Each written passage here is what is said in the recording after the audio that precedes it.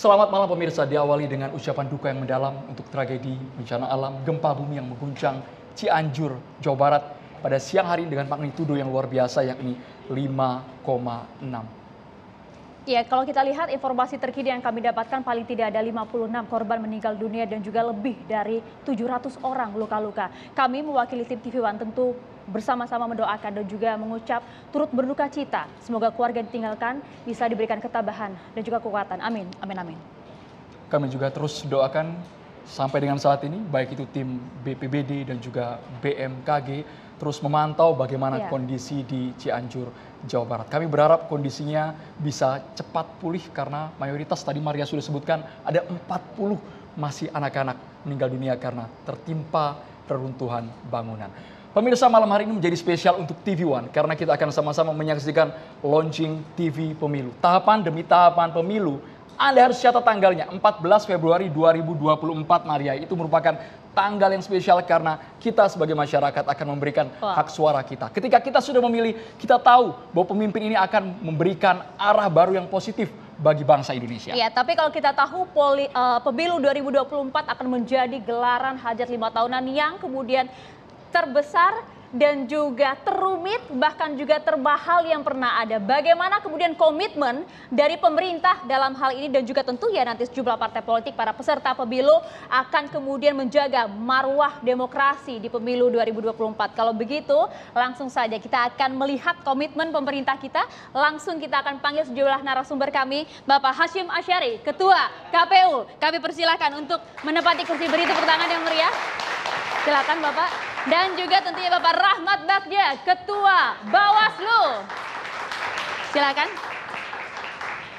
Kami juga menghadirkan, ini merupakan sosok yang spesial juga malam hari ini. Luar biasa. Maria, selain ada penyelenggara, ada pengawas pemilu, kami melibatkan Menko Polhukam, Bapak Mahfud MD, bisa bergabung bersama kami Pak Mahfud MD.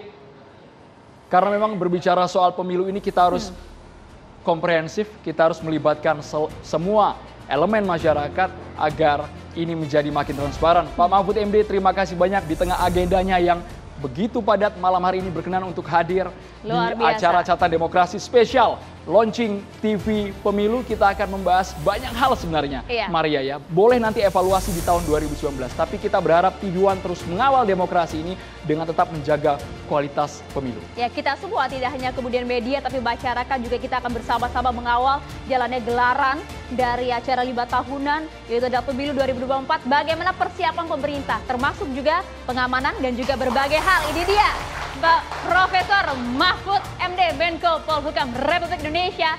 Selamat malam, Prof. Selamat malam, Prof Mahfud. Terima kasih banyak, Prof Mahfud. Setiap pemilu ini kami selalu bertemu dengan Pak Mahfud MD. Mulai dari yang riuh, yang kisruh kita bahas, Pak. Tapi harapannya malam hari ini kita bisa satu visi, kita buat kualitas demokrasi kita yang adem ayem, Maria ya. Boleh kita masuk ke Ketua KPU, Maria, silakan. Selamat malam, Pak Hashim, silakan. Boleh digunakan. Paling tidak kalau kalau kita lihat paling tidak sejauh ini tahapannya berarti sudah masuk dalam tahapan verifikasi partai politik. Di antaranya itu kan ada beberapa kegiatan yang lain juga seperti rekrutmen dan seleksi badan penyelenggara pemilu di tingkat kecamatan, PPK, di tingkat desa kelurahan, PPS juga sudah mulai. Ya, sejauh ini hasil dari verifikasi seperti apa, Pak? Sampai saat ini untuk verifikasi faktual masih perbaikan bagi yang belum memenuhi syarat sampai dengan tanggal 23 November. Baik, kami juga ingin tahu Pak, kalau tahapan demi tahapan ini prosesnya cukup panjang. Kalau kita hitung dari sekarang berarti 15 bulan menuju ke pemungutan suara. Tapi sejauh ini tantangan terbesarnya Pak, jika kita komparasikan pada pemilu-pemilu sebelumnya.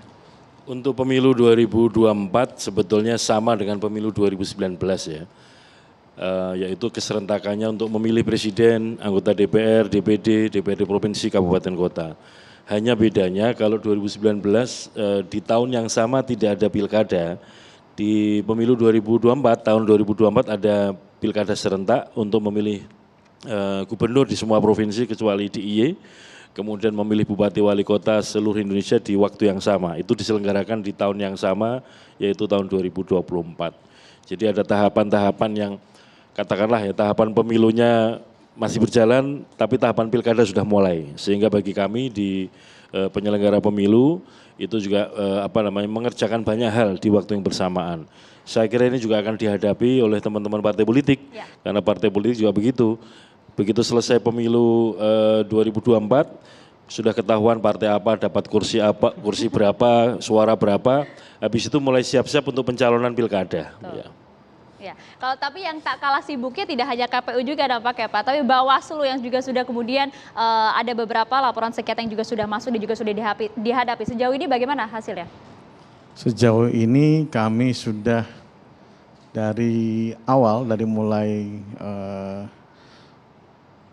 pendaftaran sudah ada 15 partai politik, akan tapi ditolak, ya. Kemudian masuk pada verifikasi administrasi, kita terima sebagian 1 kali 24 jam untuk dilakukan kemudian perbaikan administrasinya dalam verifikasi administrasi. Akan tapi hasilnya baru kita terima kemarin beberapa hari lalu, Mas Hasim, dari KPU menyatakan tidak memenuhi syarat dari 5-5-nya. Jadi kita sudah memberikan waktu yang proper terhadap partai politik untuk melakukan verifikasi administrasi dan juga verifikasi dan juga pendaftaran. Akan tapi teman-teman itu tidak bisa memenuhi. Sekarang kita menunggu dari perbaikan administrasi, dan di tengah itu kita juga memulai tahapan pemutakhiran data pemilih yang ini cukup penting. Yang akan kita mulai dalam bulan ini, akhir bulan Desember, awal Desember, sehingga persiapannya sekarang, kemudian data Dukcapil DP4 sudah diberikan kepada KPU, ya? Belum ya? DP4 nanti awal Desember. Iya. Sudah diberikan, MOU-nya sudah dilakukan, dan kemudian yang kita usahakan Bawaslu mendapatkan data yang sama walaupun ada beberapa hal yang menjadi perdebatan di situ. Kemudian sekarang tadi betul Mas Hasim menyatakan sudah ada perekrutan bahwa penyelenggara ad hoc, dan Bawaslu sudah mulai dari bulan Oktober yang lalu, November ini sudah mulai bekerja teman-teman Panwas Pemilu Kecamatan, dan sekarang karena seleksi ini sebenarnya tidak masuk dalam tahapan pemilu. Akan tapi dengan putusan Dewan Kehormatan Penyelenggara Pemilu, maka Bawaslu diberikan tugas tambahan yang sebenarnya kami juga tidak terlalu ingin dapat tugas tambahan ini, tapi kami diminta oleh putusan DKPU tersebut untuk mengawasi tahapan non-tahapan seleksi penyelenggara ad hoc di Komisi Pemilihan Umum. Sudah dimulai nanti seleksi PPK dan juga PPS ke depan. Kita tunggu insya Allah dalam beberapa bulan ke depan formasi penyelenggara ad hoc semakin full, tapi paling fullnya nanti pada saat 2 minggu sebelum pemungutan suara berlangsung. Itu akan dilakukan. Pak Rahmat, alur pemilu kan cukup panjang. Kita pengalaman dari tahun 2019, karena Bawaslu ini yang menampung seluruh sengketa pilkada yang jelaskan tidak memuaskan banyak pihak, ya Pak, ya. Apalagi pihak-pihak yang melaporkan punya masalah, ya belum tentu bisa berhasil, belum tentu bisa menang. Biasanya yang paling krusial itu permasalahan apa, Pak Rahmat? Paling krusial kalau kita lihat dari catatan Bawaslu pada saat ini adalah pada saat pencalonan. Pencalonan misalnya nanti daftar calon tetap untuk caleg di partai politik. Sekarang sudah tahapan krusial di awal ini, pendaftaran, verifikasi administrasi dan verifikasi aktual. Ini termasuk tahapan krusial peserta pemilu. Nanti DPD kalau tidak salah di bulan ini, di bulan Desember, kemudian juga mulai nanti di DCT, DCS, DCT, nah itu paling krusial tuh untuk partai politik.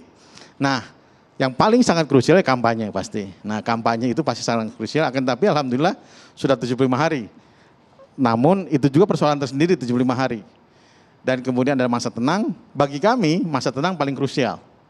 Kenapa? Karena di masa tenang itulah hal-hal yang kemudian orang semua peserta pemilu memacu gasnya di masa tenang yang 3 hari sebelum pemungutan suara. Karena ini masa penentuan siapa yang dapat menggait apa pada pemilih. Dan disinilah kemudian pertarungan kadang-kadang melampaui batas aturan, bahkan menabrak batas aturan. Di sini yang terjadinya. Ini yang kemudian kami memberikan catatan kepada para penyelenggara, khususnya Panwas, kepada Bawaslu, tolong ingat, ini bukan masa tenang, tapi masa tidak tenang bagi kami. Karena disinilah 3 hari ini menjelang pemungutan suara, masa inilah yang seharusnya para pemilih berpikir, merefleksikan diri untuk memilih para calon pemimpin, itu kemudian diganggu oleh hal-hal yang tidak yang kemudian melanggar aturan. Kalau tidak melanggar aturan tidak ada masalah. Nah, disinilah kami akan kemudian sangat mengawasi di masa ini dan kemudian di pemungutan suara. Di masa akhir biasanya itu akan masa-masa yang paling krusial. Kampanye, masa tenang, pemungutan suara, dan rekapitulasi. Setelah itu kan biasanya bunga dalam demokrasi. Demo setelah itu tidak ada pemenang yang tidak semua menjadi presiden kan. Tidak semua menjadi calon, tidak semua menjadi anggota legislatif. Tidak mungkin partai politik mendapat urutan nomor 1 semua, itu kan tidak mungkin. Ya pasti di setiap kompetisi, di setiap pemilihan umum pasti ada 1, 2, 3. Dan disinilah masa-masa itu yang kami kira pemerintah pun, KPU, pemerintah, DPR ingin membuat masa-masa yang seperti ini lebih landai daripada tahun 2019 yang lalu. Ya, Pak Rahmat tadi sempat disinggung mengenai DPT, saat ini sedang masih dalam proses. Bagaimana kemudian mengatasi masalah klasik dalam pemilu kita? Itu adalah DPD ganda dan juga jangan sampai kami semua tentu juga tidak mau dalam 2024 nanti pemilu tersebut kita masih menjumpai ada warga negara asing yang juga masuk dalam DPT kita. Kemarin warga negara asing masuk dalam DPT sebenarnya ada permasalahan dalam melihat sumber keterangan tersebut. Kadang-kadang pembuat Mutarli itu tidak bisa membedakan KTP penduduk yang warga negara asing dan warga negara Indonesia. Dia tidak melihat warga negaraannya. Nah itu tak terjadi pada masa itu terjadi itu tahun 2019. Jangan sampai nanti terjadi lagi kan? Insya Allah tidak terjadi lagi. Saya kira Mas Hasim, teman-teman KPU dalam pelatihannya ke depan kita punya komitmen bersama. Ke depan seharusnya kita mempunyai persepsi yang sama dan juga penafsiran yang sama terhadap suatu soal misalnya. Jadi harus ada, mungkin tidak dibuat task force bersama, akan tapi dibuat pelatihan bersama antara KPU dan Bawaslu untuk melihat ini KTP yang dipegang itu siapa, KTP apa, kemudian cek, dan kemudian misalnya yang sering dikeluhkan, TNI memilih, Polri memilih, lihat tanggalnya, lihat tahunnya. Kenapa? Karena bisa disebut saja pekerjaannya memang TNI, karena yang bersangkutan rupanya belum membuat KTP baru terhadap perubahan status pekerjaannya. Apa status pekerjaannya? Sudah pensiun. Kalau sudah pensiun, maka masuk dalam pemilih pemula sebenarnya. Pemilih yang kemudian dia harus memilih yang di awal. Dan dulu dia tidak pernah memilih, mungkin setelah SMA masuk Akmil, dia tidak pernah memilih. Selama sepanjang hidupnya dia tidak pernah memilih. Tapi pada saat umur 58, bersangkutan telah pensiun. Mau tidak mau dia harus memilih. Dan inilah yang kemudian kadang-kadang disalah tafsirkan bahwa TNI memilih, polisi memilih padahal sudah pensiun. ASN jelas boleh memilih, kemudian ada hal-hal yang lain misalnya. Menarik ini Pak Rahmat sudah menyinggung polisi memilih, TNI memilih, padahal kan tidak boleh sama sekali. Pak Mahfud, kami ingin dengar suara Menko Polhukam agar kualitas demokrasi kita di tahun 2024 tetap terjaga baik. Masalah-masalah rumit yang dihadapi di tahun 2019 tidak terulang lagi, Pak Mahfud. Iya, normatif tadi sudah ya, tidak perlu diperpanjang soal TNI, Polri, tinggal pelaksanaannya aja di lapangan. Tapi sebenarnya begini, pemilu kita di era sekarang ini adalah pemilu yang jauh lebih demokratis ya. Karena kalau Anda tanya siapa sih penyelenggara pemilu, ya ini bukan pemerintah, bukan kami. Ini dipilih oleh DPR ini.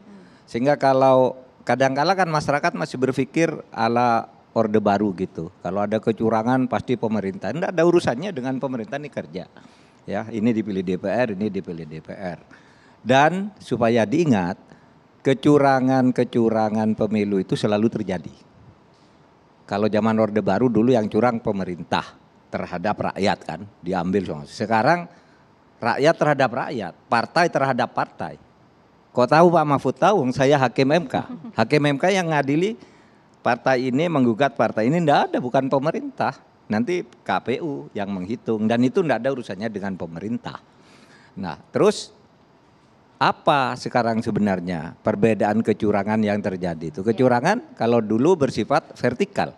Dari atas, dulu LPU namanya, Menteri Dalam Negeri ketuanya, ke bawah Kejaksaan Agung apa mengatur kemenangan satu partai, Golkar namanya. Kalau sekarang kecurangannya horizontal, antar partai gitu, kontestan. Ujungnya nanti yang digugat KPU, kemudian MK yang mengadili. Nah ini pemilu yang sekarang sudah berbeda dengan dulu. Dan saya selalu katakan kepada Mas Hasim, Mas Bagja juga, itu apapun hasil pemilu nanti Anda pasti dituduh curang gitu. Pastilah. Apapun hasilnya, karena yang kalah di Indonesia pasti nuduh curang gitu. Ini catat nih, saya bilang tanggal hari ini, besok coba habis pemilu. Itu banyak gugatan, pemerintah curang, KPU curang, ini curang pasti.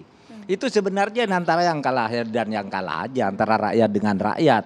Kadang-kala antara satu partai menggugat partainya sendiri, ya. Ini sekjennya calon kalah dengan anggota biasa, gugat ke KPU ini curang katanya, padahal partainya sendiri gitu. Nah itu banyak terjadi. Nah oleh sebab itu harus disadari pemilu sekarang ini tidak ada campur tangan pemerintah kecuali dua hal. Satu, pemerintah menyediakan anggaran. Berapapun diminta asal masuk akal. Pak Hasim, Pak Disebutkan Bagja. kembali Pak, soal anggaran masyarakat harus tahu supaya transparan. Dijawab sesaat lagi hanya di catatan demokrasi pemirsa.